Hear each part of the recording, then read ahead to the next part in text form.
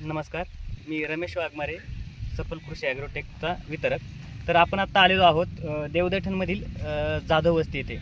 तर मच्छिंद्र जाधव यांच्या डाळिंबाच्या प्लॉटमध्ये. तर यांनी हा डाळिंबाचा प्लॉट आता रेस्ट पिरियडला सोडलेला आहे. आणि हा रेस्ट पिरियडला सोडलेला असताना तर त्यांनी आता इथे काय काय खतं टाकली आहेत त्यांना आपण विचारून घेऊया. माझं नाव मच्छिंद्र जाधव, राहणार देवदैठण, तालुका श्रीगोंदा, जिल्हा अहिल्यानगर. मी रेस्ट पिरियडमध्ये चालू वर्षी सेंद्रिय खताचा वापर करायचा विचार केलेला आहे.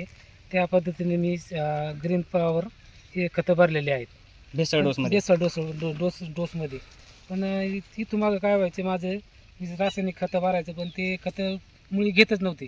ज्याचे ते लिमिटेड होते का, ती गाठी असल्यामुळे ते खतं रासायनिक खतं ओढतच नव्हते.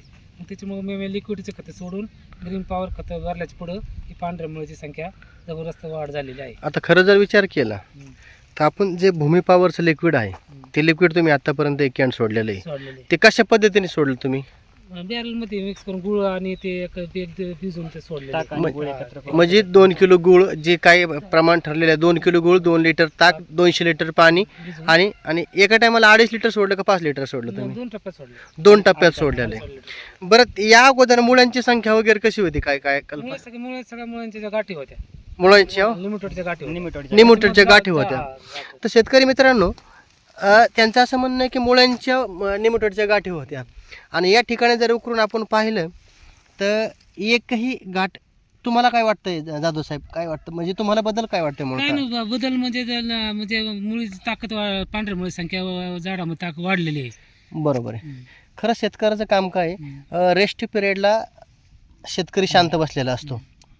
खरं तर रेस्ट पिरियडला आपण झाडावरती काम करणं गरजेचं आहे, जेणेकरून त्याच्यामध्ये स्टोरेज सिस्टीम म्हणजे कशी वाढेल या गोष्टीकडे तुम्ही ते लक्ष दिलेलं आहे. आणि लक्ष दिल्यामुळं आज हे तुमची मुळ्यांची संख्या. चला आपण आणखीन 1-2 झाडांच्या मुळ्या वगैरे पाहू, कसं म्हणजे तुम्हाला काय बदल वाटतोय.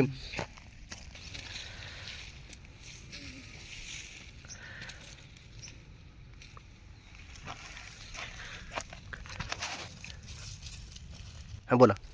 हे बघा तुम्ही, आता पहिलं म्हणजे असं कधी कुठं उकारलं तर असे आपण पांढरी मुळी दिसतच नव्हती. सगळं लिमिटेडची गाठी होती. आता कुठं तुम्ही उकरा बघा, पांढरी मुळ संख्या किती हे झालेली आहे, ॲक्टिव्ह झालेली आहे पांढऱ्याची मुळी संख्या.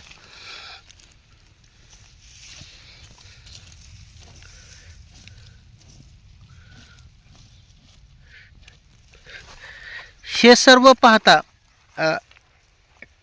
काय वाटतं बरं, तुम्ही जो समजा आता सेंद्रिय खतांना खर्च वगैरे केलेला आहे, तुम्हाला काय वाटतं बा, तुम्ही केलेला खर्च हा तुम्हाला भविष्य काळामध्ये फायदेशीर ठरू शकतो का नाही? भविष्यात फायद्याचं ठरणारच ना.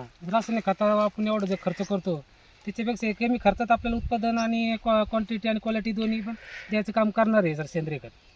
मी आवर्जून नेहमी शेतकऱ्यांना सांगत असतो की बाबा हो, शेती तुम्ही करतायच, ज्या पद्धतीने शेतीला खरं सेंद्रिय खतांची गरज आहे, रासायनिक खतांची गरज आहे, हे कॉम्बिनेशन तुम्ही ठेवा. त्याचबरोबर शेणखताचं एक नियोजन, ते बाई कॉम्बिनेशन ठेवा. तुम्ही सेंद्रिय खतांचा 80% वापर करा, 70% वापर करा आणि उरलेला 30% खतांचा वापर तुम्ही रासायनिक खतांचा वापर अन्नद्रव्याद्वारे तुम्ही तो करू शकता. पण आता तुम्हाला आलेला हा सुंदर रिझल्ट सफल कृषी एंटरप्राइजेसने जे काय ग्रीन पॉवर, त्यानंतर तुम्ही जे भूमी पॉवर लिक्विड वगैरे सोडलं आहे ना, आज या ठिकाणी येण्याचा उद्देश खरं तर रमेश साहेब म्हणजे सफल झाला असं म्हणण्याचा एक दृष्टिकोन लक्षात येईल पहा. कारण की शेतकऱ्यांचं समाधान हेच खरं कंपनीचं उद्दिष्ट असणं गरजेचं आहे. नाही तर नुसतंच व्यवसाय करायचा आहे, शेतकऱ्यांना लुटायचं आहे, लोबाडायचं आहे असा दृष्टिकोन मनात न ठेवता, कोणतीही सेंद्रिय खताची कंपनी असो, जर असा दृष्टिकोन मनात राहिला तर नक्कीच येणारा काळ शेतकऱ्यांचा राहील, असं ह्या व्हिडिओद्वारे मी सांगण्याचा प्रयत्न करतो. तर जाधव साहेब, आपण जो केलेला खर्च तुम्हाला काय वाटतं बा, म्हणजे काय भविष्यकाळ काय होऊ शकतो, तुमचा एक अंदाज सांगू शकता? याचा आपल्याला फायदाच 100% फायदाच होणार आहे. होणार कारण का 2-3 वर्षापासून मी डाळींचं पिकं घेतोय, त्यावेळेस मला क्वालिटी हाय पद्धतीने साईज बी काय निघलेले नाहीये. पण आज तुम्हाला मुळून असं वाटतंय की आपल्याला पुढं भविष्यात आपल्याला याचे झाड आपल्याला चांगली ताकद देईल, हात देऊ शकतं. कारण की पांढरी मुळी चालली तर झाड पुढं सगळं घेऊ शकतं, आणि हे जर नाही चाललं तर मग पुढं काहीच होऊ शकत नाही.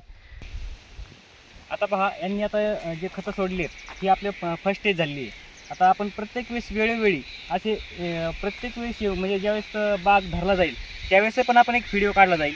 त्याच्यानंतर ज्यावेळेस फळांची सेटिंग म्हणजे सेटिंगच्या टायमाचा एक व्हिडिओ असेल. त्याच्यानंतर ज्यावेळेस फळांची साईज व्हायला चालू होईल त्यावेळेस एक सेटिंग असेल आणि ज्यावेळेस हार्वेस्टिंगचा पिरियड असेल त्यावेळेस पण याचं परत शूटिंग काढलं जाईल. असे याचे 3 ते 4 टप्प्यामध्ये ह्याचं व्हिडिओ शूटिंग आपलं काढलं जाईल.